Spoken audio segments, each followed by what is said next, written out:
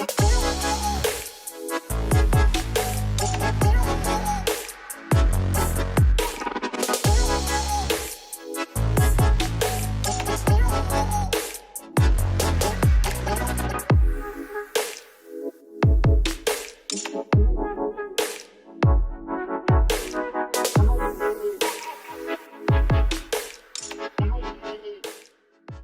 Kansas City. Welcome to another wonderful day out there.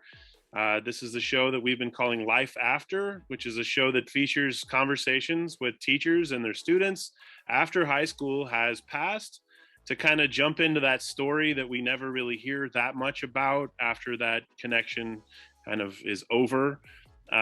During the pandemic and during some of the times when we were all stuck in our own homes and doing school that way, I started reaching out to a number of students. And so there's a lot of interviews out there if you look for them. And today we're joined by another fantastic person that I met at Paseo Academy, where I have had the luck to work a long time. So welcome Jacob Butler to Life After. The pleasure to be here with a friend from high school. We were never my teacher, but a teacher in other ways, and I cherished the lunches we shared. It was a good time. Very cool. Yeah. So Jacob and I had a chance to kind of unwind a little together and talk about music, and do the lunch experience that is very fast when you're in a school setting. It's hardly a lunch that people experience out in the different work world, but we got in our moments and we talked about music and things, and it's neat that you still remember and value that. So let's wind back. Generally I start off these interviews asking you, what year did you graduate? And then really, what do you still remember the most about that year and that experience? So I graduated in 2014. And what do I remember about that year and experience? Kind of what stands out? What stayed with you over these 7 years the most, do you think, from being there, part of that class? I would say part of me felt kind of like, not in a pretentious way, but a bit of an outsider. I wasn't like super close with most of my classmates. I am still good friends with Caitlin O'Reilly, who is a member of that class. Mm-hmm. But otherwise kind of haven't kept in touch. But I do kind of value the people that I was around, most of the people in my class. I mean, it's just like, I think high school brought out unfortunately a lot of darkness and understanding of parts of the world that are a little bit were not easy for me to digest and still hard to process. But I think that particular time in my life was very crazy. I was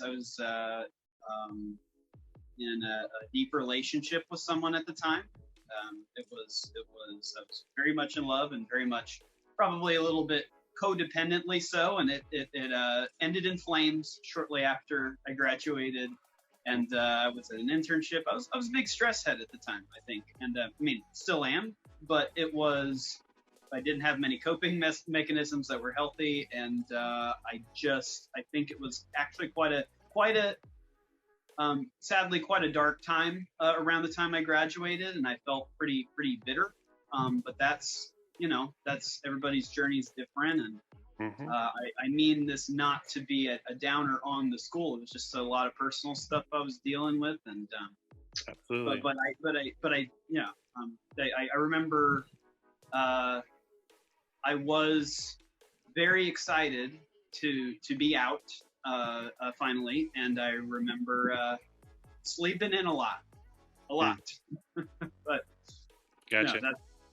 Okay, so that is kind of naturally the second question that we always explore here, and I remember it, which is why I go back to it to ask people about, is that moment where it's all over, at least in this first experience of what we call traditional education, and then there's a lot of decision making that goes on after that. So do you remember what process you took, or what it was really like? You said kind of to go through some of that searching, and then what did you decide to do? So this is an excellent question, and it relates to a lot of things. I honestly Admittedly, I never attended any college. I have not yet, and I am not saying I'm still opposed to it, because I'm not necessarily, but that what I do know is where I was at then, and relating to some of what I said before, I know I was not ready for college. I know I was not, I felt very exhausted at that period of time in my life, and just in general. And high school was enough to process and go through for me at the time. And I also, I suppose, yeah, I was just not ready. And I think that one thing that I must admit, that I reluctantly admit, is that I do feel people kind of pressuring so hard for me to go to college was honestly a real detractor. It was like, it really made me kind of like get young and rebellious about it. It's like, no, I don't want your college. It's like stop shoving it down my throat and my face, and then maybe I'll consider it. But it felt very much like, almost like a guilt trip, and I did not appreciate that, and I still don't. But that doesn't mean necessarily that I don't wish things were different, and then maybe I kind of had my life been different in a lot of situations, then maybe it would have been great had I gone to college. But I also, again, don't regret not going either. Spending quite a bit of time on music after I graduated, and many late nights and things like that. So. Okay. So yeah, that's gotten us all wondering then. So you confirmed that college was not for right now. So what did your right now start to be? Did you get out there in the work world, take a job, start pushing through those day-to-day grinds, or had you been doing that all along? So this is also an interesting question, because through certain circumstances and situations and my style, work is a hard thing for me. And I don't just mean like I'm not a hard worker. I mean the workforce, the style, and dealing with often dealing with customers, and the jobs that I can get as a not college person. It's a tough thing for me. I was as soon as I graduated, there was an internship I got through the school with Felix as well, who he will also be somebody you're interviewing or may have already. Yeah, and I know we've talked. Yeah, Felix Mall, right? Yeah, I'm fond of him. But regardless of that, we were both at this internship, and I started working part time after high school, and then it ended, and I kind of froze a bit. I didn't do anything for about 9 months, except my music and a lot of writing at the time, but I wasn't working. And then I worked at Waldo Pizza a couple times, which was not a lot of fun. And I worked at a video store from 2015 to 2016 at some point in those times. And we still had video stores in 2015 and 2016. Wow. Yeah, I could go in depth about it, but I will not. And it was an interesting experience, Video Mania. Wow. And after that, I got laid off, which was very discouraging as somebody who's kind of like doing cashier work and kind of nervous about it. But I'm happy to report that I am currently working at Michael's as a framer, doing framework in the back and doing a little bit of transactions, but not a lot. But getting better at that. And different than most cashier positions, the stuff you do on the computer and write out is actually quite a bit more intricate. But I'm at a place in my life where, for one, Michael's is not it's not like there's 100 people in line getting frames. It's cut a person or two at a time. It's slower, and I can be more mindful in that moment, and I can make all the decisions, and we can talk about it, and they're patient with me. So that is good that I'm finally, I almost kind of never wanted to do cashiering again when I got laid off, because it was quite a discouraging experience. But honestly, it could very well not be related to my cashier work. It's just hard to say. It just was what it was. Well, that's great. Before this, I was a sacker for 3 years at the Constantino's Market in Brookside. That as well was not necessarily an enjoyable experience, however, extremely important in learning to read people, to be kind of like, uh, I mean, in a lot of ways, I was about 22 when I started sacking, and up until about 25, and I learned so much about dealing with people and interacting with people and not pushing weird boundaries or saying the strange things. And it's like a lot of that was hard, a lot of that was unpleasant, a lot of it was devastating, but it was important. It was very important. Very cool. And so, okay, let's explore, because I know some things about what you say. You're exploring music and this and that. I know you do a lot of that on social media, and you have, I don't even know how to really explain it, but you basically have found a way to replicate some of the best riffs maybe that Yeah. exist on keyboard in history, and Yeah. then kind of have them in green screen behind you, and kind of have Mhm. this whole theatrical production now that I can remember started much smaller scale, or with Yeah. less elements to it. So what, it's fun to ask somebody about their artistry, because I know that's where you're really coming to life and you're being 100% you, I can tell. Yeah. What are you trying to accomplish with that, or what's going on there, I guess? So I know no matter what time in my life over the last 10 years, darkest to lightest, music has been my closest associate and friend, and I need it. And I mean, um, I guess a lot of these riffs and videos are parts of songs that have moved me to tears or have just made me feel alive or exhilarated. These are I am a feeling person. It is my strongest trait, and it is also debilitating at times. But I also know that it is hugely important to making me who I am, Mm-hmm. and to helping me be a good artist, to be in touch with my feelings, and to be in touch with melodies that make me feel and make other people feel. So these videos have been a way of kind of like letting off steam and feeling good. And I mean, it's just been a constantly positive experience. And what I'd like to note is that I am now starting a new chapter. I have released 3 videos now of songs that I'm doing on my own. They're my full tracks. I do not know how to record or produce properly yet, but these are the best I can do for the time being. And I'm like, hey, I will take a moment of ego to say, with the videos that you're talking about of songs I've recreated moments of, I have been acknowledged by the keyboard player of Journey. I have been acknowledged by M83, and I have been acknowledged by local natives and Phoenix. And at that point, as ego as that all sounds, that is actually just extremely motivating. And to go, hey, if I can impress these people with song or moments of song, like I need to really, it's a good turning point now to just start my best to at least put out more of what I'm working on that takes influence from all of these things, Yeah. and express my. I mean, these are the realest feelings because they're what I create. They're what naturally has come out. Not from music theory or anything. I started messing with keyboards just over a decade ago, and about 8 years ago it got serious. It's like I'm at least trying to spend an hour a day messing with them. And I'm not Steve Vai. I don't spend 4 hours necessarily, Yeah. but I'll try. I'd like to get there. And No, when I do. I truly understand. I have the same situation. I play around a lot and still do, and find that's the only way I kind of unwind, or process things, or things coming shooting out of your fingers, right? Just all these emotions that you didn't really even know you could produce. And Yeah. then, yeah, there's some really cool studies going on about the electronic age, and just watched a great documentary.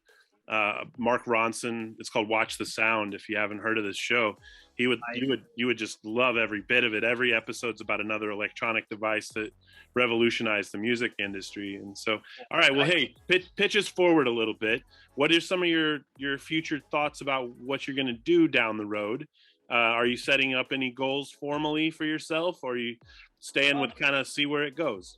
I think I'm staying and seeing where it goes. I'm going to keep trying to put out as much of my own material on social media, videos of my own work a lot more. I might do a couple more here and there videos of parts of songs I like specifically, but you know, I've been, some of these albums that I'm working on are going on 2 to 3 years of being songs that are like kind of established, and they keep getting expanded on.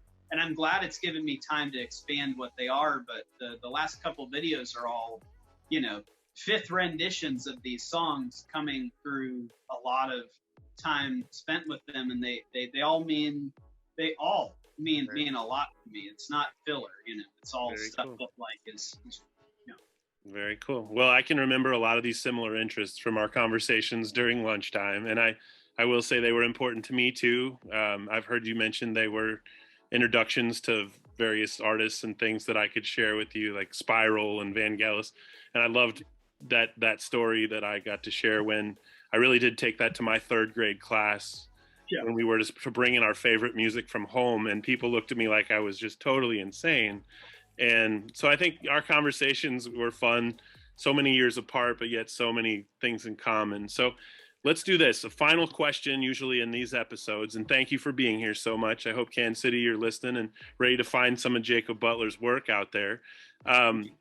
What advice do you think you needed to hear back then? Or what advice do you think young people need to hear now? That's kind of, brewing to the top is something you might think would be wisdom that was useful for yourself, or wisdom you might think would be useful to share.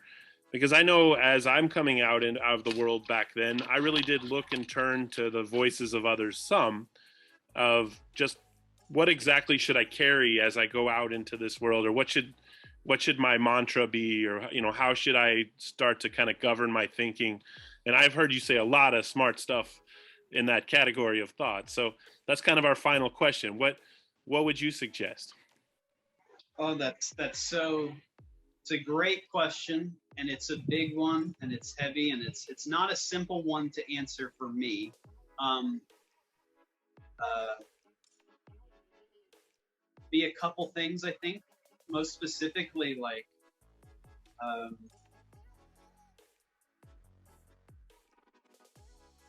I remember for me, if I wanted to say to me, I'd say,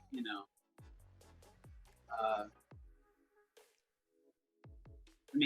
I kind of want to say, don't slow down, but I also know that I kind of needed some time. And I think this all goes back to learning compassion for yourself. Sometimes it's so easy in dark spaces to kind of like cave and feel guilty for not being where you'd like to be. And I mean, I can speak now. I am, 7 years graduated, and I am still living with my parents. And I know how that can look really rough for some people, but I know it's life is complicated and it's not simple. And just compassion is literally so much the answer to so many problems in our world, and removing shame and guilt so much is huge.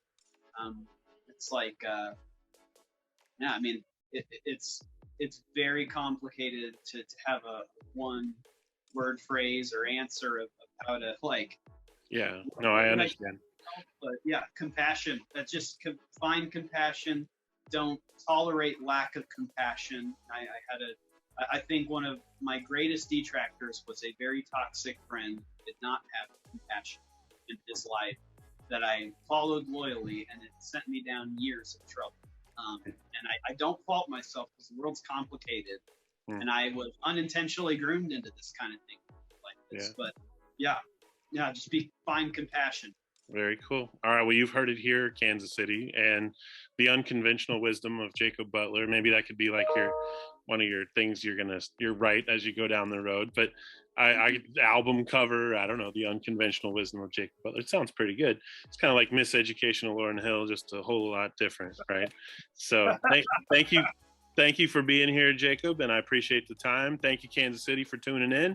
If you've enjoyed Life After KCPS, or actually just what we call Life After these days, please reach out and find me on the internet. I'd see Odam at kcpublicschools.org would be a good way to reach me. And we could talk about having you come on as a guest and tell your narrative. So thanks, sir. I know every voice that comes on here serves as another possible person for someone else to connect with. And I guarantee there are people listening and will be listening. They'll certainly connect with your message and understand where you're coming from. So appreciate you so much. We're signing off for today on Life After. Thanks, everybody.